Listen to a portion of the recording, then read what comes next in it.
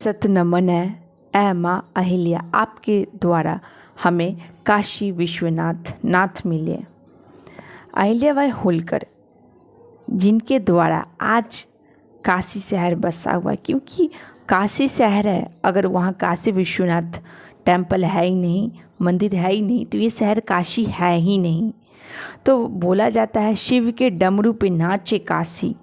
तो काशी जहाँ शिव के सुंदर स्वरूप वह माता पार्वती के साथ दिखता है, वहीं इनका रुद्र स्वरूप महाकाल जैसा भी दिखता है। काशी एक हिंदू धर्म का, सनातन धर्म का ऐसा शहर जो आदि से अनंत तक है। और ये कब स्थापना हुआ, कब, जब सृष्टि आरंभ हुआ तब से ही इसका स्थापना है। जो कि काशी में सिर्फ काशी विश्वनाथ ही नहीं, भगवान बौद्ध का फर्स्ट सेरेमन भी हुआ था।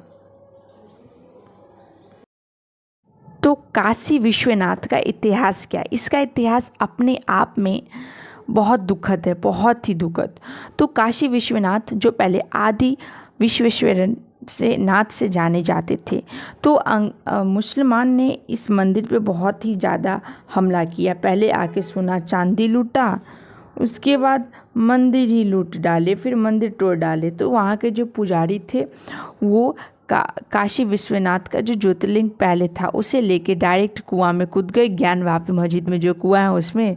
और जब अहिल्याबाई होलकर काशी विश्वनाथ आती है तब उन्हें वहाँ कोई भी ज्योतिर्लिंग नहीं दिखता। वो उसी कुएं के पास जाके भगवान से आग्रह करती है, भोलेनाथ से, हे नाथ मुझे दर्शन दो। तो उसी रात महारानी अहिल्याबाई होलकर के स्वप्न में भगवान शिव आके बोलते हैं, हे देवी तुम नर्मदा नदी के तट पर जाओ, उसमें स्नान करो, जो तुम्हारे आंचल में शिवलिंग आएगा उसे लेके यहाँ स्थापना करना और उसका नाम देना काशी विश्वनाथ। तो वही काशी विश्वनाथ जिसकी आज हम पूजा करते हैं, जिस पे लाखों लोगों की आस्था जुड़ी है। इसलिए हम यदि काशी विश्वनाथ का जब नाम लेते हैं तो हमें कहीं ना कहीं अहिल्याबाई होलकर का भी नाम लेना चाहिए, क्योंकि उस देवी जो साक्षात देवी का स्वरूप थी, उनके वजह से आज हम काशी विश्वनाथ का दर्शन कर पाते हैं। तो काशी विश्वनाथ 12 ज्योतिर्लिंग में से एक ज्योतिर्लिंग है, जो कि उत्तर प्रदेश के वाराणसी में काशी शहर में बसा हुआ है, जो कि काशी का आन बान शान सब कुछ है। यदि बनारस की बात करें तो काशी विश्वनाथ ही आता है पहले। और काशी में हम हर हर महादेव नहीं बोलते, बल्कि हम काशी में बोलते हैं ओम नमः पार्वती पते हर हर महादेव। काशी की भव्यता, सुंदरता, वह आस्था इतनी अद्भुत है, इतनी अद्भुत। एक तरफ काशी में जीवन का उत्पन्न दिखाता है, स्टार्टिंग दिखाता है, दूसरी तरफ वहीं एंड दिखाता है। काशी में 84 घाटें हैं, जिसकी अपनी अपनी परंपरा और अपना ही अलग उसका जलवा है।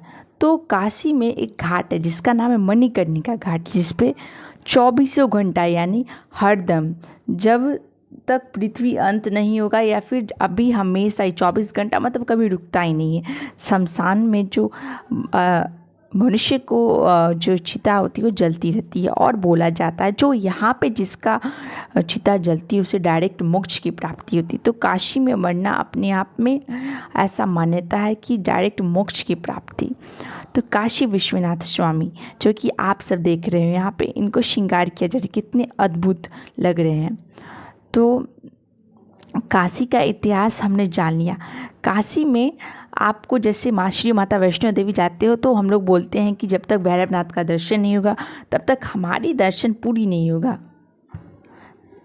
तो पहले अभी हम आरती देख लेते हैं। 5 आरती होती है, सुबह मंगल आरती, अब भोग आरती, उसके बाद आता है सप्तऋषि आरती जो शाम में होती है, फिर श्रृंगार आरती, उसके बाद लास्ट शयन आरती जहाँ भगवान विश्राम करने के लिए जाते हैं। तो काशी में आते ही यहाँ के कोतवाल महाकाल काल भैरव को माना जाता है, उनका दर्शन करना उतना ही ज़रूरी है जितना भैरवनाथ का दर्शन करना होता है। इसी तरह काशी में आया, यदि आप काल भैरव का दर्शन नहीं करें तो आपकी दर्शन पूरी तरह से कंप्लीट नहीं होगा। तो काशी विश्वनाथ में हम इतनी अद्भुत श्रृंगार आरती हो रही है जो कि आप वीडियो में देख रहे हो। ये रहे हमारे काल भैरव।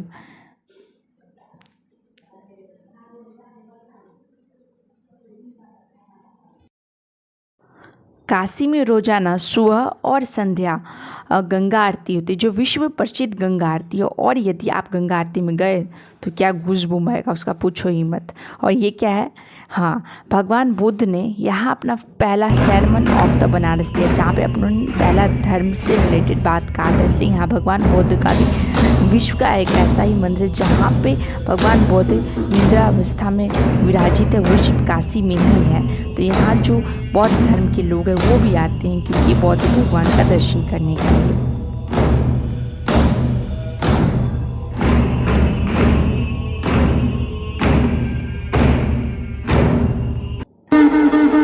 काशी में आए और गंगा आरती का मजा न लिए तो क्या लिए, तो शंखनाद सुनिए।